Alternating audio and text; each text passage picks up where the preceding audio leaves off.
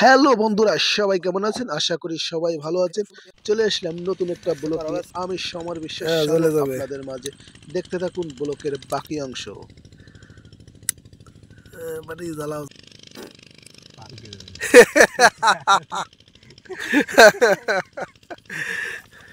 আমাদের কার্যক্রম শুরু। আমাদের বাসু হচ্ছে রাঁধুনি, সে ধন্যবাদ জানাচ্ছি আমাদের জন্য। এই ছিল মাছ, এগুলো ছিল বারবিকিউ করা হবে।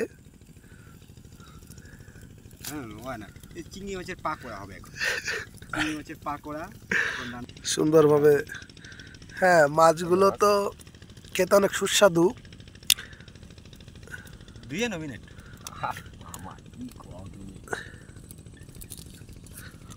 এই দেখো মাছ।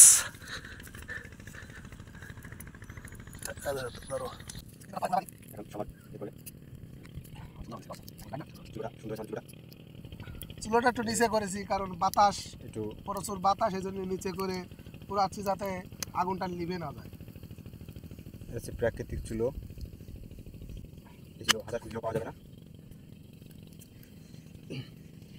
এটা বিদেশে যদি এরকম একটা বারবিকিউ করা যায় তাহলে অনেক, নাহলেও বাংলাদেশি টাকায় 500 টাকা দাম পড়ে।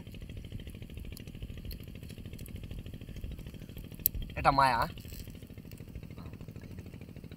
মাদার, এই যে মাদার, তার ডিম হয়েছে। এই যে ডিমটা খেতে বেশ সুস্বাদু, খুব প্রোটিন আছে। এখন এখন এগুলো দেবো। দেখুন বন্ধুরা, দেখছেন মাছগুলো কত বড়। এই যে তুলে দিচ্ছি, বারবিকিউ বলে। উপায় নাই, একবারে পুরো আলু সব পুরো হয়ে যাবে। একবারে মোটা। আমরা প্রাকৃতিকভাবে চিংড়ি পোড়ায় খাচ্ছি। আমাদের তো ইলেকট্রনিক্স চুলা নাই যে তাই দিয়ে ই করে খাবো, সেই জন্য প্রাকৃতিকভাবে কাস্টে এনে আগুন ধরা দিছি। আচ্ছা, চুলাটা বেশ সুন্দর হয়েছে কিন্তু। বলে গেল না? ওয়াও, দেখেন দেখেন, পোড়াটা কেবল হচ্ছে। এই যে সময় এটা কালো হয়ে যাবে একদম, তখন পোড়াটা কমপ্লিট হবে। এখনো পোড়ায় নেই, অর্ধেক পোড়া হয়েছে। থুই দাও।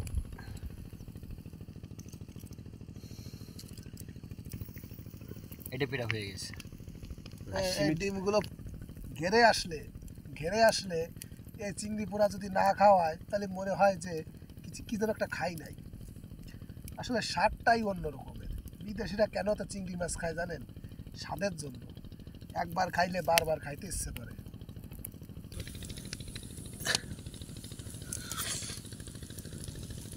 কেবল ছেলে চিংড়ি পোড়া ধরছে। হ্যাঁ, এই যে মাছটা, চিংড়ি মাছটা অনেক সময় ধরে পোড়ালাম, এখন এই চিংড়ি মাছটা খাবো। তা কেমন লাগে খেয়ে বলতেছি, স্বাদই অন্য রকমের।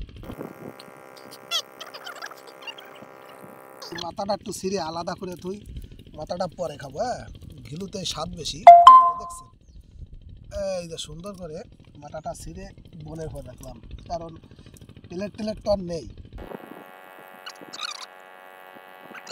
দেখতে সেই না,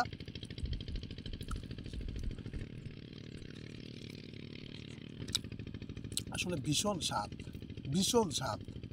সাথে একটু সস হলে আরো বেশি ভালো লাগতো।